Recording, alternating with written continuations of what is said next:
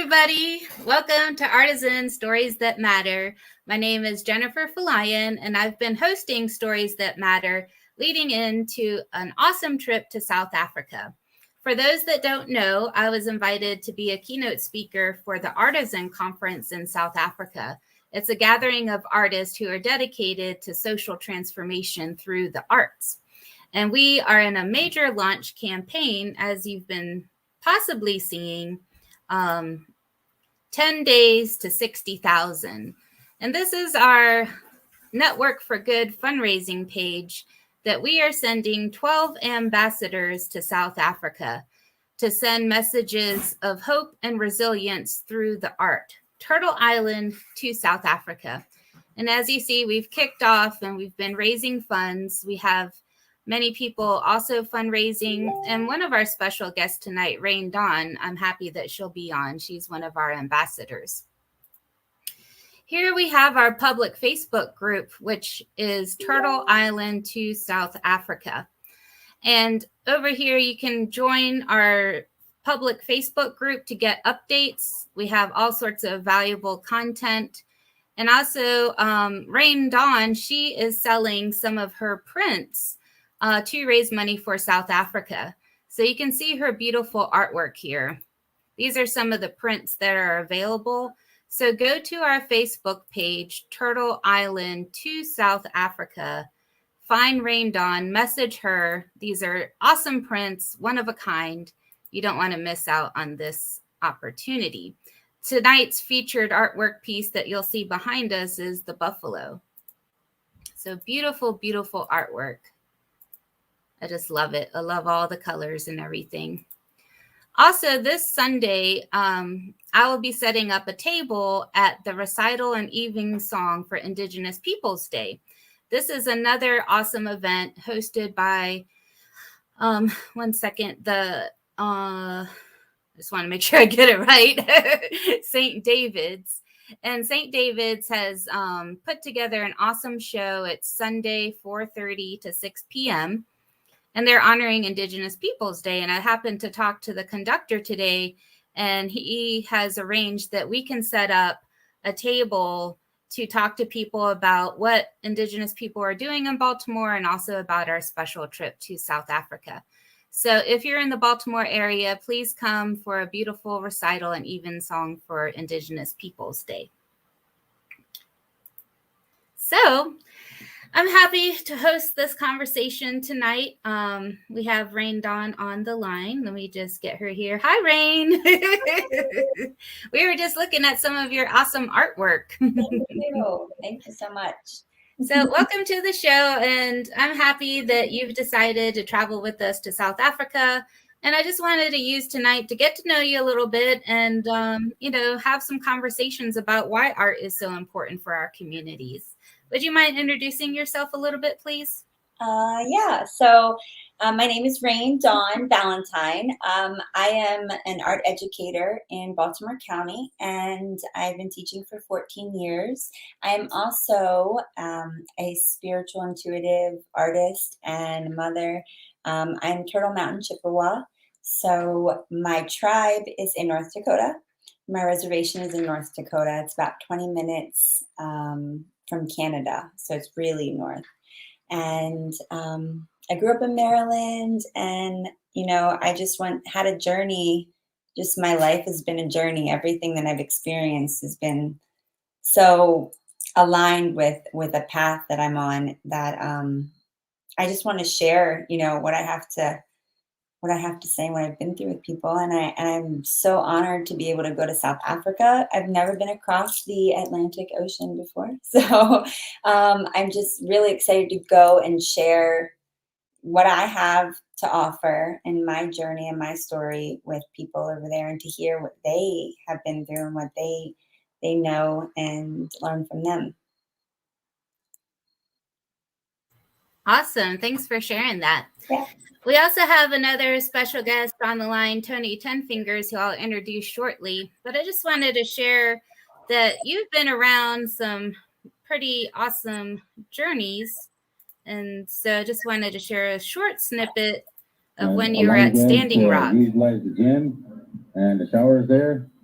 I graduated from Standard Rock Community High School myself, and it's a very nice facility, and that's where they'll be feeding the camp. So there you go.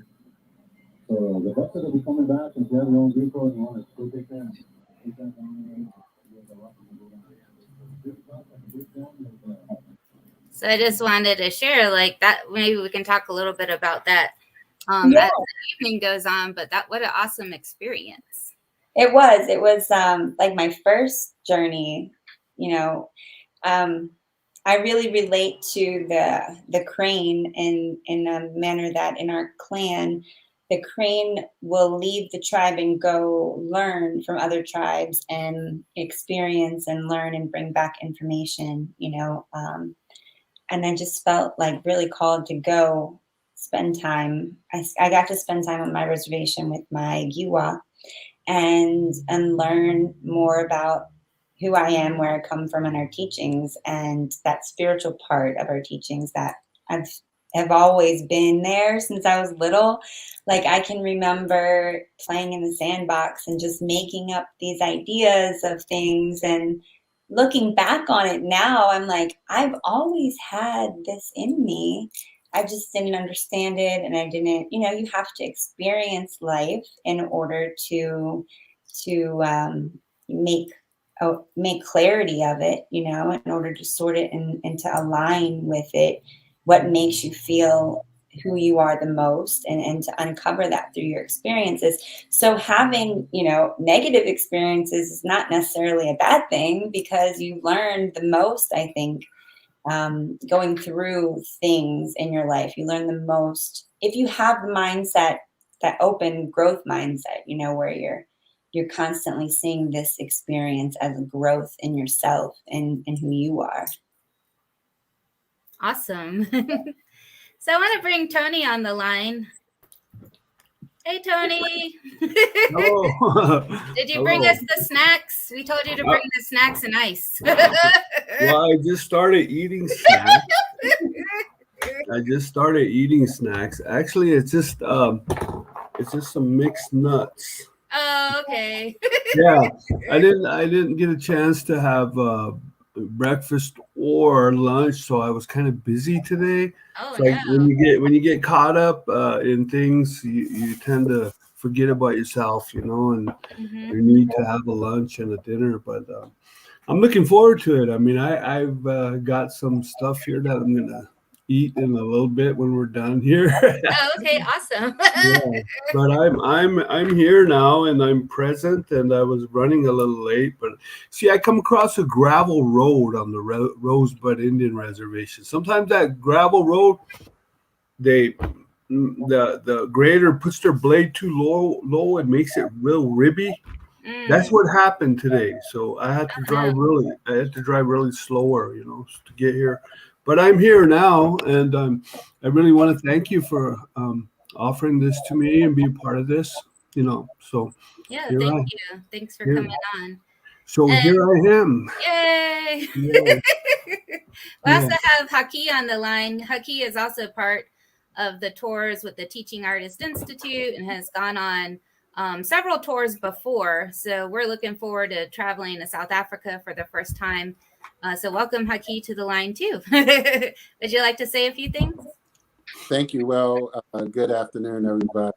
Aloha. Yeah. You are well. It's just great to be on and to see and hear you. And thank you, Jennifer, for continuing to remind me that, it's amazing broadcast. I appreciate it. So on behalf of the Teaching Artist Institute, CEO, founder, Tim Poole, we look forward to working with all of you and continuing to, just do this inspiring work. It's really getting a lot of different feedback as I continue to share publicly and, through my other means. So people are inspired about this historic event that we're putting together, and a team of people that's coming together. So we're making history here. And so I'm just, I feel just ecstatic about what is happening. Just want to thank you, and I'll just listen in and I appreciate it. Thank you. Hello, Raine. You have such beautiful painting Oh my gosh. Thank you. I know. Yeah. Oh my We God. just They said are. earlier in the call that Raine is selling her prints. So Yes. you can come to our Facebook page and contact Wow. Raine and get special printed editions of her artwork. So I'm happy to be here. I think just this summer has been really interesting on my journey of reconnecting to myself. I have shared a few times on the show that it sparked off when I did a wiping of tears ceremony earlier in the year with Elder Tokala Tuelk. And I had never done that ceremony before, but it was a really healing ceremony to call back into myself the different Jennifers that had been traumatized throughout the years. And I didn't realize that they had been missing for so long. I just knew that I always felt disconnected, that I never really knew what was going on in my body. I was always in my head. But when I started to become challenged to actually get into my heart and to operate and teach from my heart, I was like, that's awkward. Like, I don't feel anything. Where am I? So just experiencing a ceremony like that was really awesome. And then through a different series of random events, I met Tony on Facebook through a post where my friend Joe Murray, who I work with here in Pearlstone, Joe had studied the different wilderness awareness movement things like way back when. He had met Tony. And so then I started chatting with Tony on Facebook. And then lo and behold, he was like, I'm doing a retreat in Washington State. I was like, sure, I'll come out. So I was able to meet Tony this summer in Washington at a beautiful retreat center, the Scotia House Retreat. And there, Tony shared some different teachings, and we did some awesome community building through looking at the world's problems, but from the standpoint of building a nation. And that was a really interesting framework. We had Moose Nation, Turkey Nation, and Squirrel Nation. I was part of Squirrel Nation, so Tony brought the nuts tonight in honor of Squirrel Nation. And so with our nations, we came up with a mission and vision statement and a healing ceremony. And then another random set of events, I was able to meet Raine again through Facebook. So those 6 hours, Facebook was down. Luckily, we met when Facebook wasn't down. And so we have a South Dakota and a North Dakota. And Raine has been so awesome to meet. And then I met Kim Poole, who was the one who invited me to the South Africa conference. So I wanted to show a little clip just to kind of get the discussion going. And so sit back and enjoy. Northern Plains, our soils were formed by large herds of bison and elk being moved by predators, grazing a landscape, trampling that carbon, the plants onto the soil surface, not coming back for maybe a year, allowing full recovery. It wasn't that long ago that over 60 million buffalo roamed the continent, and the people who lived here for millennia knew exactly how to coexist with those animals. Wanbli Nata'u.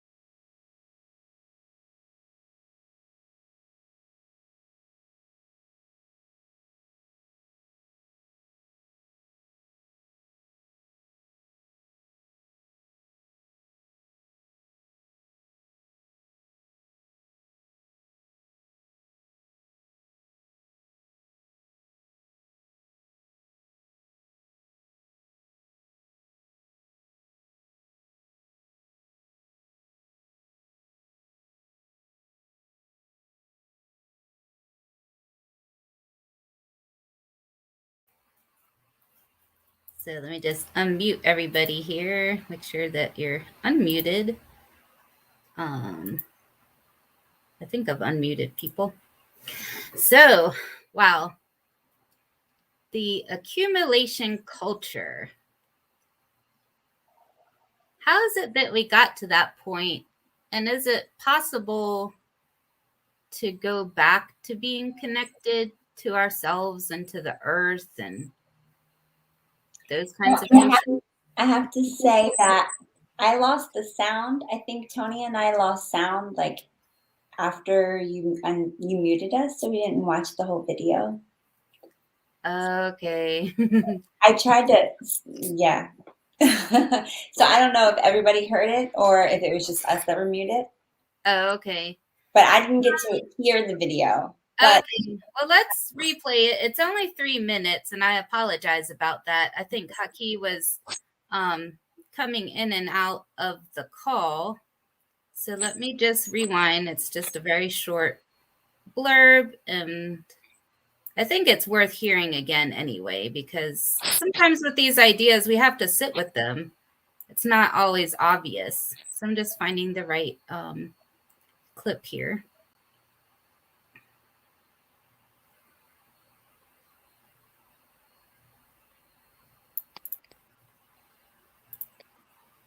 Okay, so let's try this again. I will leave you unmuted and let's see if this will work this time. Thank you for being patient here. Okay, so do we have sound? Here in the northern plains, our soils were formed by large herds of bison and elk being moved by predators, grazing a landscape, trampling that carbon, the plants onto the soil surface, not coming back for maybe a year, allowing full recovery. It wasn't that long ago that over 60 million buffalo roamed the continent, and the people who lived here for millennia knew exactly how to coexist with those animals. Wanbli Nata'u, Umachiape, Oglala Lakota, My name is Charging Eagle of the Oglala Lakota of the 7 Council Fighters. There was this story of Creator Takashila telling our people to follow the buffalo, and the buffalo will show you where your lands are. This whole area, this whole region belonged to our people, the Nakota Nation. My ancestors, they lived in a period of time when everything came from nature. You can actually drink from the rivers, eat what was caught in the rivers, gather berries. Everything was a part of this bigger circle. And the buffalo meant the world. Buffalo meant everything to us. We became the buffalo. We were known as the Buffalo Nation. We didn't see ourselves as above animals or below animals. We were just right there with them. And they took care of us. We became a part of that bigger system. In an attempt to starve the Native Americans, the U.S. military and the railroads killed most of the buffalo. By the time the culling ended, only a few thousand of the majestic animals remained. When you become a part of what I call the accumulation culture, when you live in that culture, you're going to lose track of what it means to be a part of something else. Because when you start to accumulate, you tend to forget what is important and you become separate. The more you become separate, the unhappier you're going to become because you're going to want more and more and more. Accumulation is like an addiction. It's part of this illness, this addiction that prevents us from being sustainable with nature and being thankful for this earth, for this piece of ground that we have. We have to look at all of these things, the global warming, the loss of drinking water, all of these negative things happening, the violence, war, all of that is all rooted in that accumulation cultural mindset. We have to be able to let some of that go now. We have to say, okay, we've done enough. Enough's enough. That's where we're at right now, and it can be done.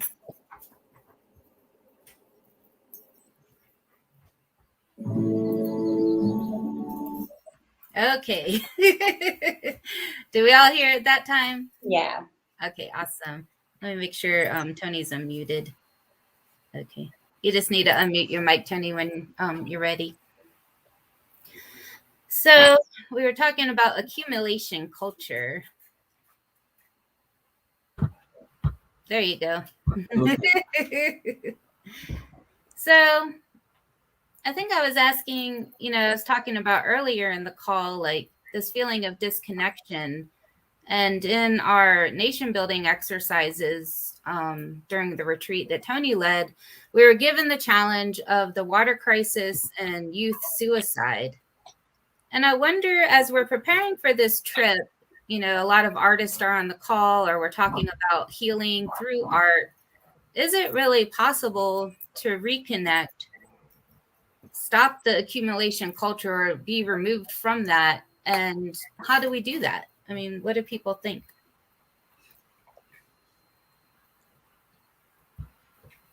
Well, I'll talk.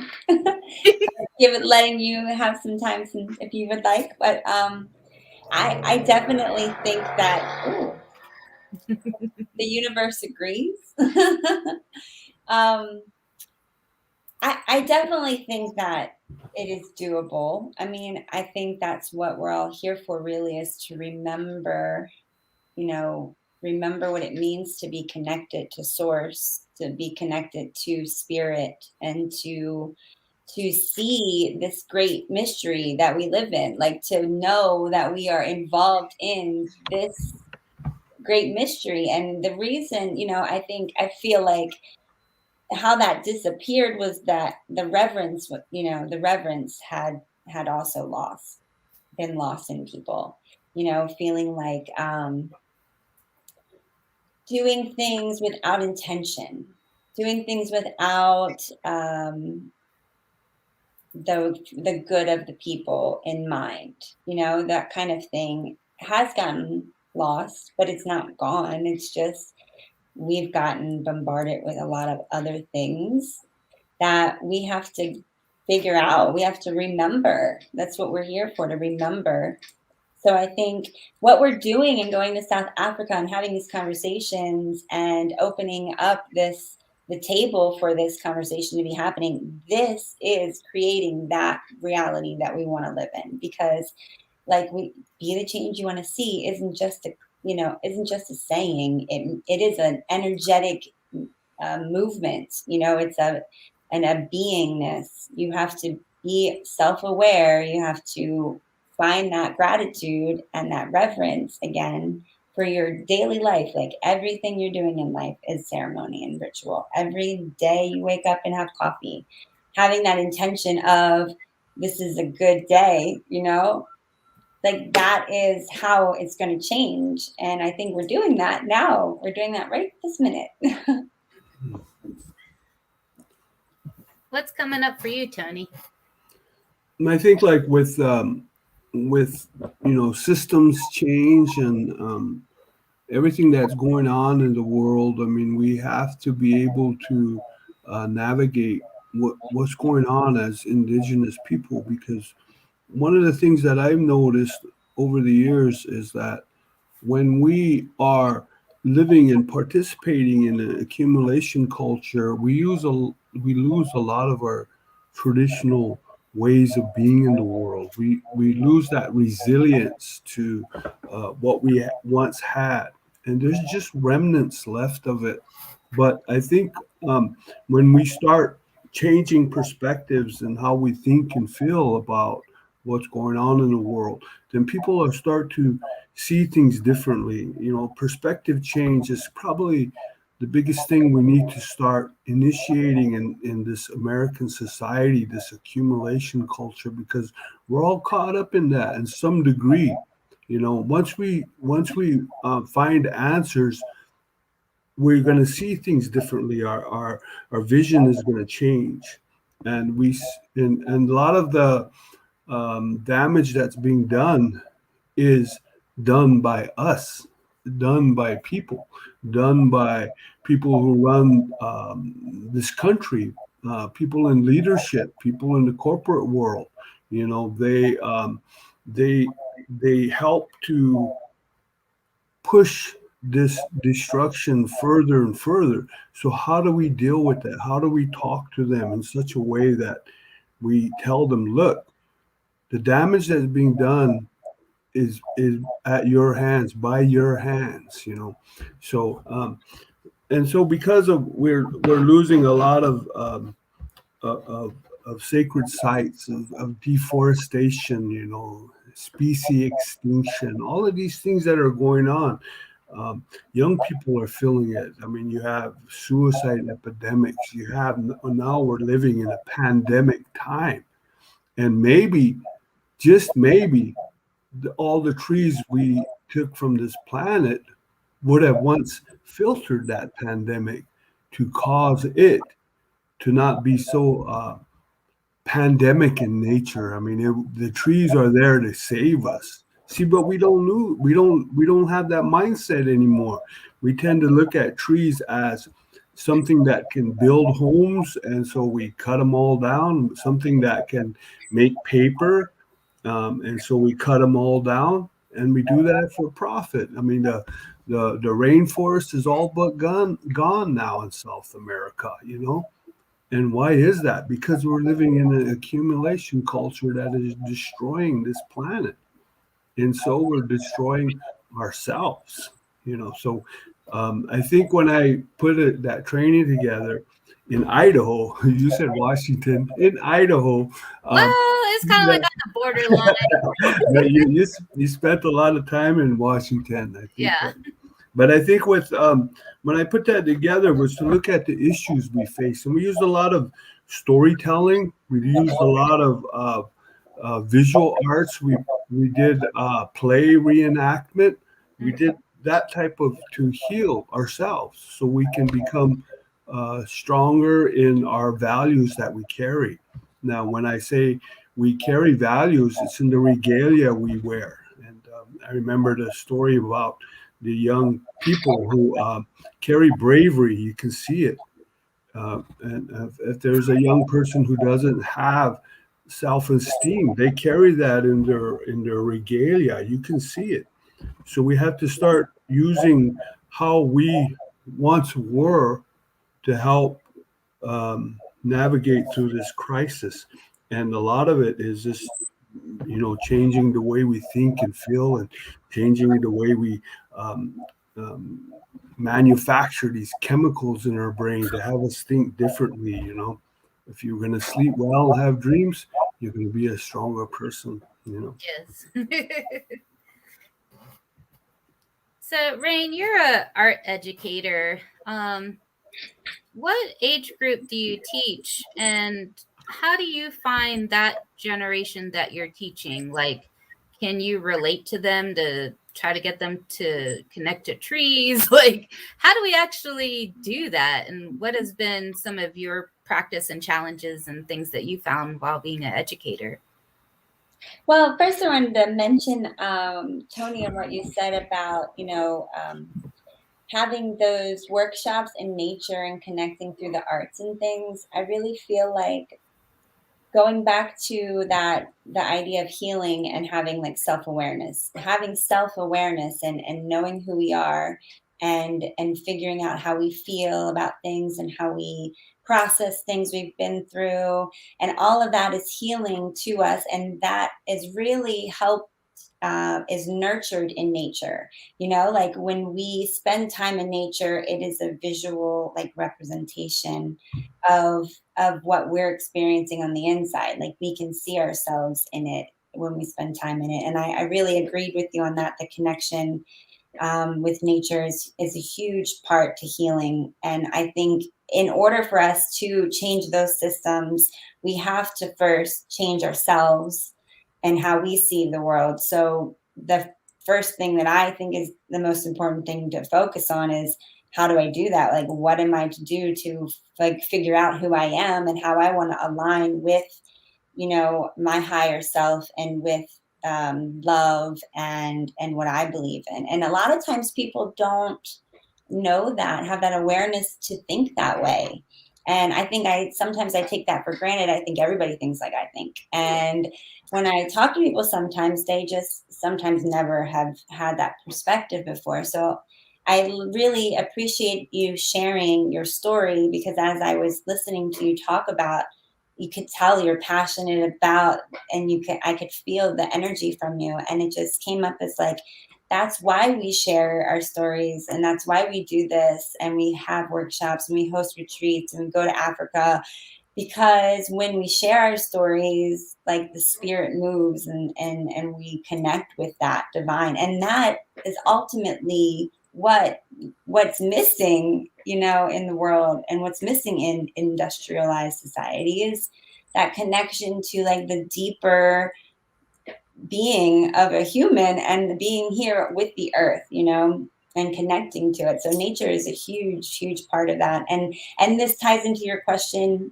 Jennifer, about my students. I teach middle school. So I teach 6th, 7th, and 8th graders. And I've been teaching for 14 years. So I've seen many generations come through, from no cell phones to everybody has the newest cell phone.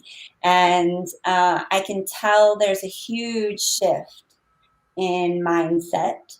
And we've been through so much in our world that, it's only inevitable that things change, that cycle, and things are different. So I would say in the past 5 or 6 years or so, it's really become more of an open space in my classroom, my art room, an open space for people to share their truth. And I connect a lot of my lessons to things that are life related, because I truly believe that I'm there to not just teach them art. Like, I am there to help them to navigate the world in a creative manner, so that they can express themselves authentically, and they can feel confident doing that, which would make the world better if we all felt confident being who we were. If that self-awareness happens, and I'm me, and I'm happy being me, and you are all you, and everybody's confident doing their thing, then that's when we can sit down at that round table and say, this is how I'm feeling about the situation. This is what it's doing. And then it comes from a different place. It comes from that place of reverence and that place of connection, that we're all on this earth.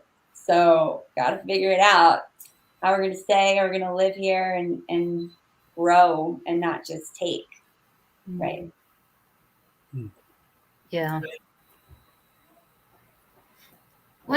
Tony, when did you start feeling like you had something more to give, like dealing with youth suicide and these different problems? And I know you've studied a lot of different things and, have kind of dedicated your life to holding that space for people. Was it something that you've always had as a kid? Like, where did that come from?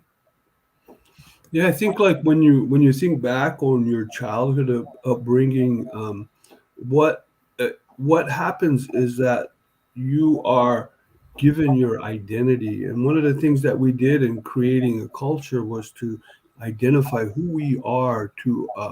You were given a name. You saw how Trickster works among cultures, indigenous cultures. You saw how you belong to the nation. You saw how you belong to nature. So what happens is your identity is created to such a strong place. You have a strong foundation.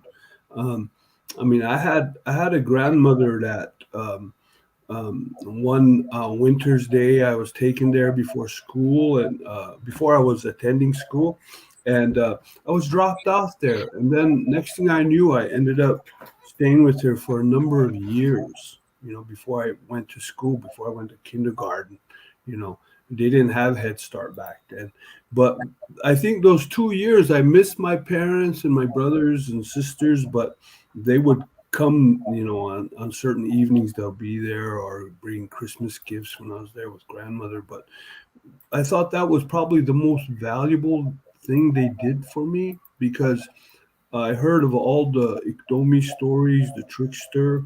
I heard about my grandmother was fluent in Lakota, and she was fluent in Shaila, which is the Cheyenne language, Northern Cheyenne.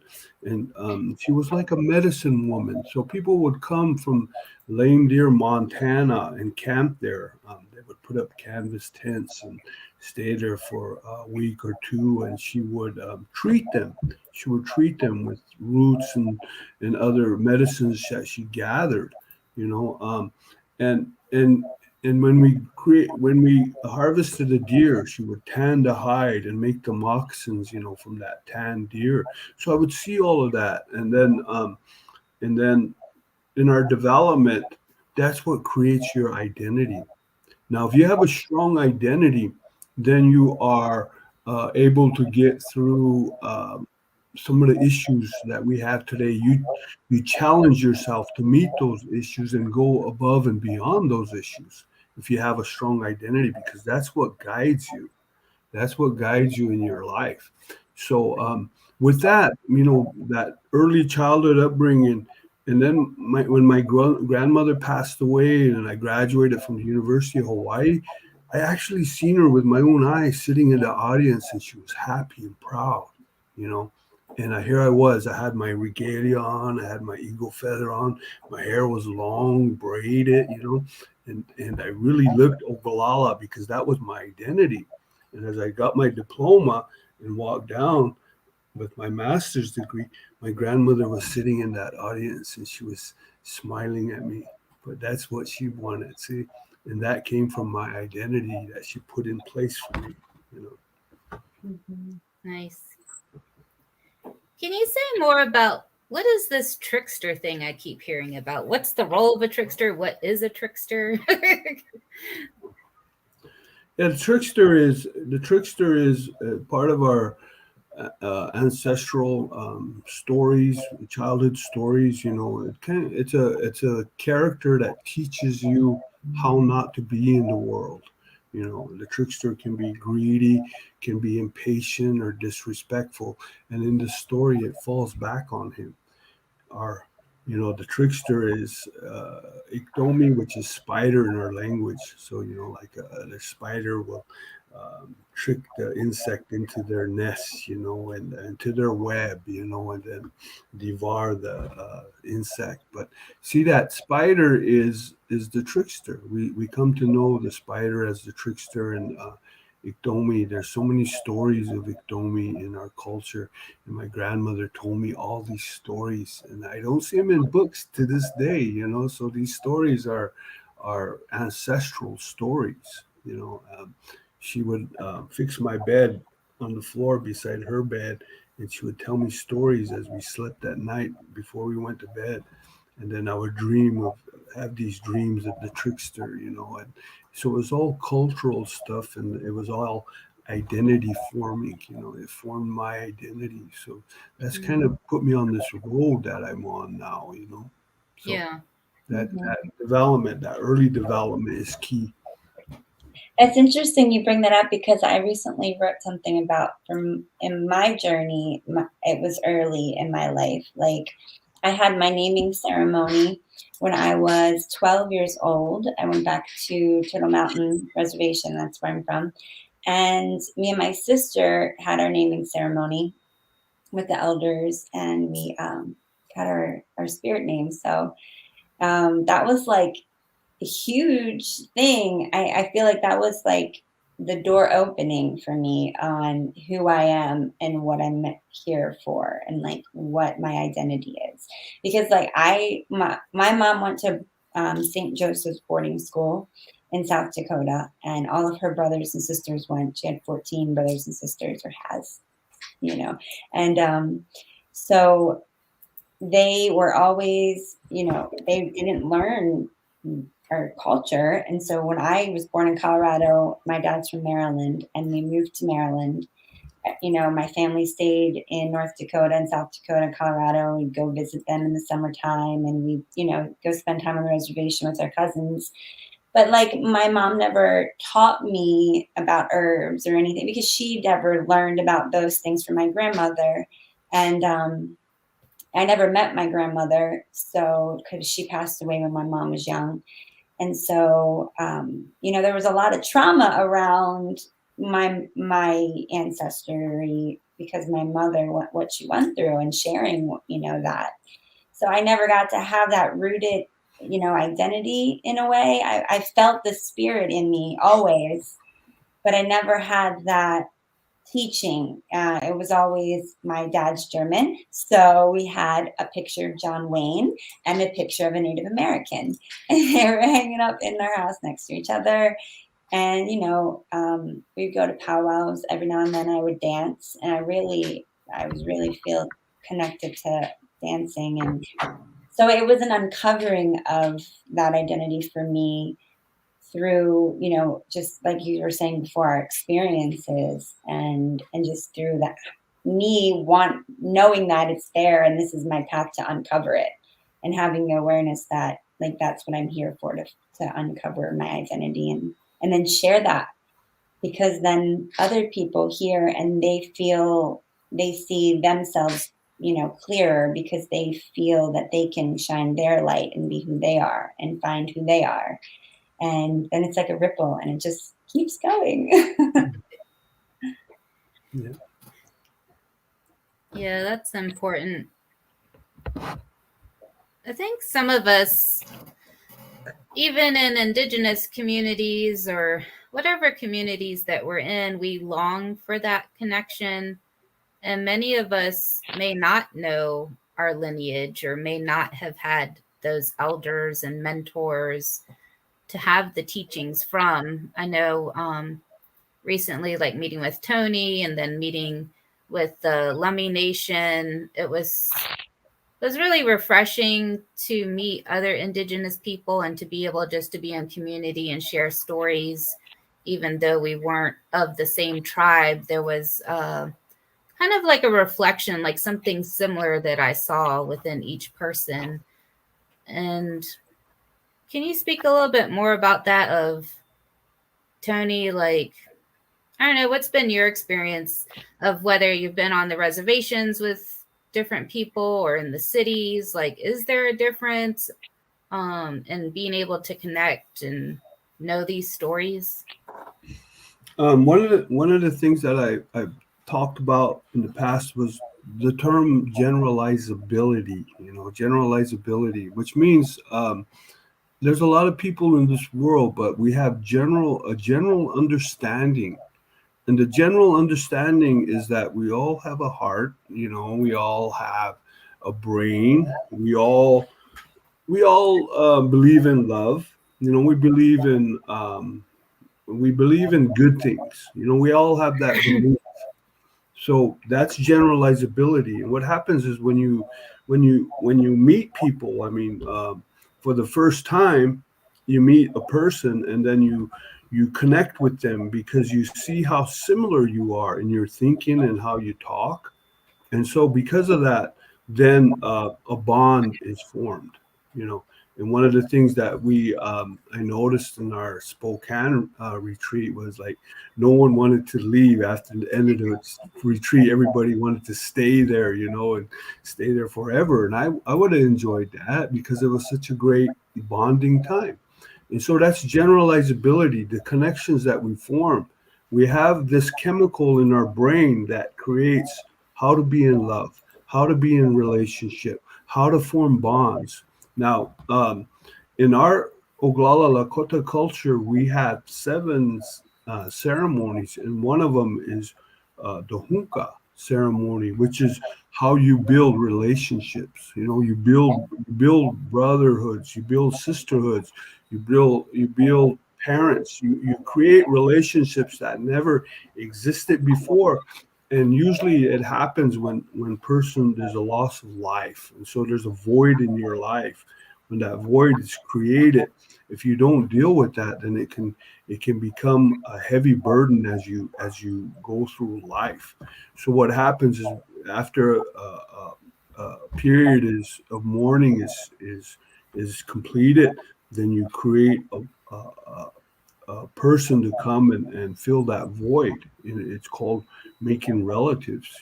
Where you go, you have this ability to make relatives wherever you are in the world, so that this place that you feel at home in your heart and in your brain, you carry it with you all the time. You never leave it. You never leave it on the side of the road. You always carry it with you. You always have your medicine bag, keeping it in there, and keeping that with you all the time. So we all have that ability, and we all have that generalizability that I talk about. We all believe in love. We all believe in friendship. We all believe in the good things in life. So that's what we all share as a human race. And for some reason, we put on all these barriers. We we we build walls around our heart. And so what we do is when we start breaking these walls, instead of breaking them, we build doorways in them, and we can walk through. When we walk through these doorways, then you see life differently. You don't try and break the wall down. You just build a door to get through it, and you'll see maybe love does conquer all. Maybe being in relationship with other people and creating good bonds with others, with children, with elders. Maybe there is something there. Maybe our ancestors really were smart and intellectual. So anyway, that's kind of like in a nutshell there. Yes, yes. I grew up Christian and in Pentecostal church, and I always connected with the know yourself and love thy neighbor as yourself. And those two parts have always stuck with me as to something that was like a key to being, is if I know myself and then I'm loving my neighbor as myself. And that goes that's so far, because if you're not knowing yourself, then you tend to love your neighbor like you know yourself, which is not very much, right? So it works both ways, and yeah, that is wonderful. Yeah, I grew up. My parents, they're from New Mexico and California, and they moved to the East Coast before I was born.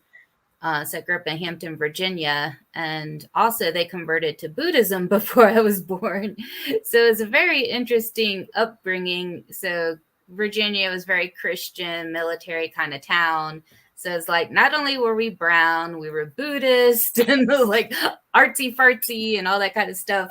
But one of the main themes that I grew up with is this idea of compassion. And we always talked about the lotus flower, that the lotus flower grows in this very dark place and has all this beauty and light shining forth.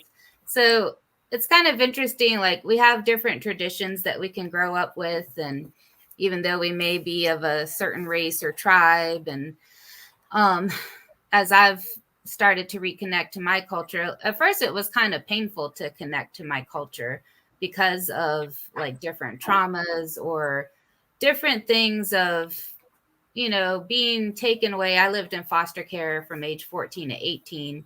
So I wasn't allowed to be around my family or culture. So then I kind of became a little bit of afraid of it, or not feeling like I belonged there anymore, or do I still have a place? And so I found in the more recent years, like just the idea, I had made this drum, and then I started learning how to hand drum, and something about just singing with the drum and singing in native language. I was like, oh, I didn't know I was missing that. Like, I didn't know, like something like got activated as I started to participate more in culture and, going to the retreats, being with Tony, being around other native people. It's, something that gets reawakened. And well, so like activate, Yeah. They activate. So I guess as we're winding down, like thinking about, I guess, as we've learned how to connect with ourselves, learn how to connect with others, what kind of, like, if we're talking about being an ambassador to South Africa, like, what are the important messages that you think we should be sharing? Or is there a need to share these messages? I'll let Raine answer that one. Well, I'll go first. I can help too. if you'd like.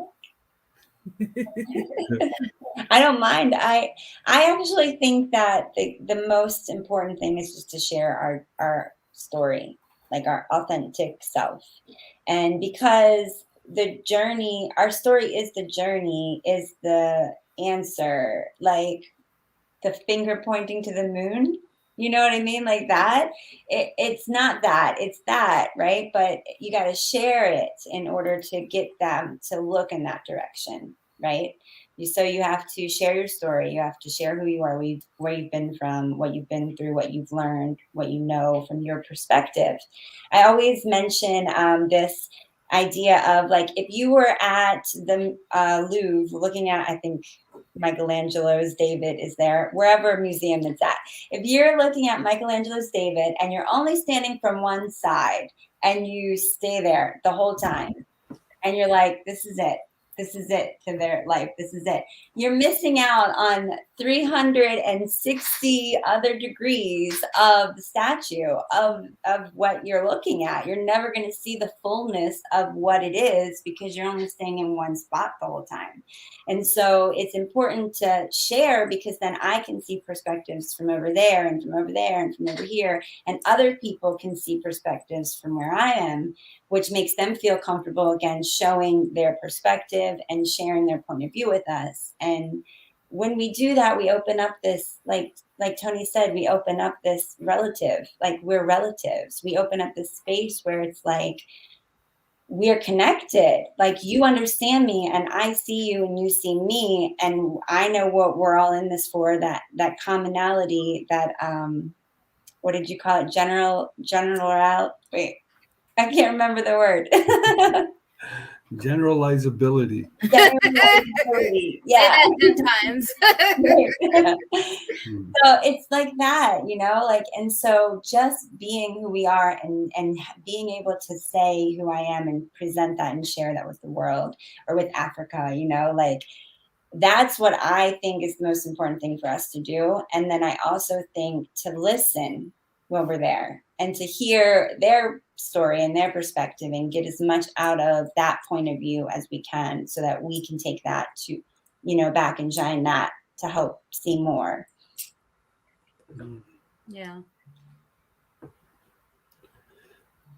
Yeah, I think like with ambassadorship, it's a very high honor, you know, to go out among other nations and show who you are as an individual.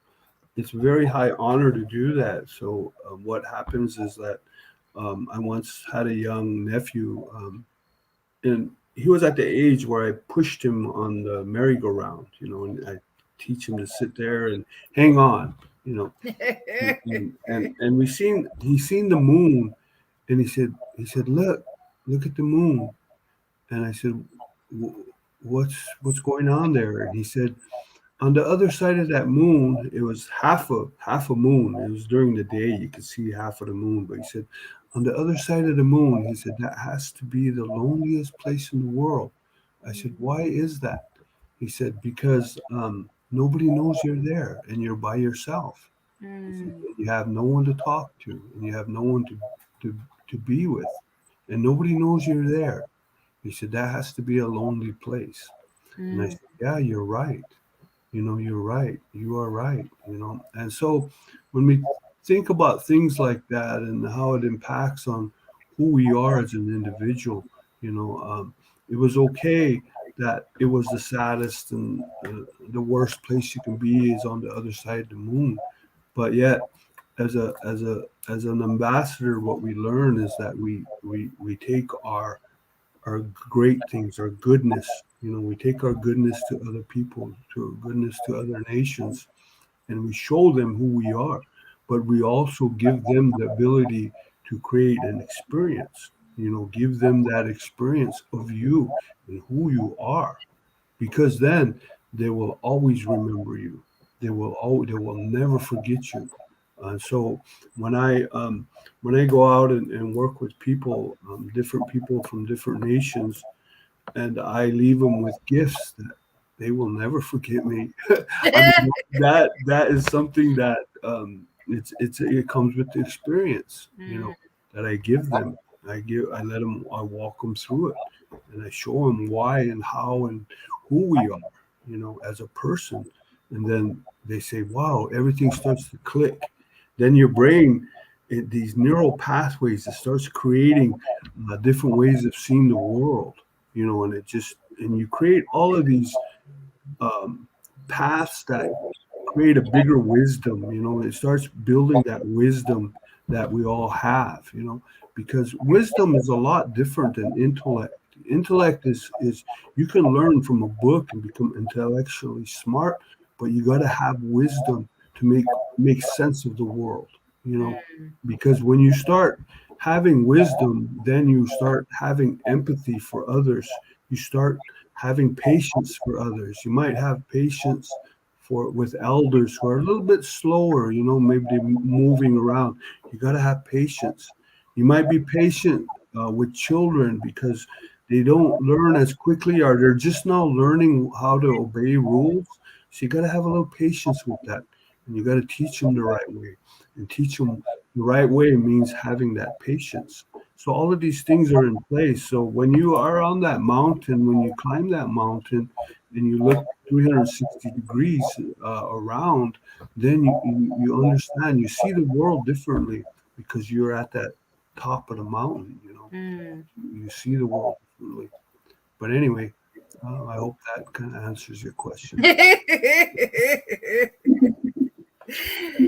So I guess lastly, I know, Tony, you love to talk about dreams. Every time we woke up in the morning, you go around and say, oh, what did you dream? What did you dream? And then we also talked about how we can intervene within our dreams. So say a dream is going off the wrong course, that we can actually consciously change the course of that dream. So I guess thinking about that, like, one, is there any practice that you do before you go to sleep to have good dreams? Like, do you have any tricks of the trade that you do? Yeah, I think like with dreams and the dream state, I mean, everything is learned behavior. So you got to practice it. You got to really practice that, being a good dreamer, right? So like when I was with my grandmother before I went to school, we didn't have electricity back then, and we rode horse a lot, did all of that stuff, growing up stuff. But since we didn't have TV, I mean, she had a AM radio, but in the morning around breakfast, she'll say, grandson, how did you dream? And then we would share our dreams, and that became morning entertainment around breakfast. I would go and gather the eggs from the chicken house and bring them, and she would cook eggs, and we'll talk about dreams. And that gave us something to look forward to in the morning, but that also gave us something to look forward to at night when we went to bed, was to dream and remember your dream. Because when you look at it today, I mean, when you reach that REM state, it's the most healing place you can be. It's the place where your body gathers its strength. It's a place where your bravery comes. Everything that you need in life, it comes during that REM state, because you are at your most restful sleep. And it's building this balance within your mind and within your heart. And it's called homeostasis. It's just balance, being balanced. You need, as adults, you need 6 to 8 hours of sleep every night to reach that dream state. And I learned that later, but yet we had this curriculum as young indigenous people to be able to talk about our dreams and something to look forward to, something to immerse ourselves in, and even to be entertainment. I mean, I remember the story I shared about putting the stake in George Washington's head on Mount Rushmore, and his nose fell off, right? It broke into all these thousands of pieces. And my older brother, who always came to my rescue and still does to this day, he said he had a big barrel of glue. He said, I'll help you. We'll glue that nose back on George's face. It's on Mount Rushmore. But it was such a funny dream, and to share that with others and hear people laugh about it, there's bonding taking place. Those are the bonds that are created, so people remember that. The dreams are important. Dreams will always be important because it heals you. Yes. Mhm. Thank everybody for being on the show tonight, and I hope you enjoyed this conversation. Like I said in the beginning, Raine is traveling with us to be an ambassador, and you can find her on Facebook. She's selling prints to fund her trip. You can also go to spreadyourwings.networkforgood.com to give any type of contribution. We're sending 12 ambassadors to South Africa to share our stories. And I really appreciate Tony being on the call, Raine being on the call.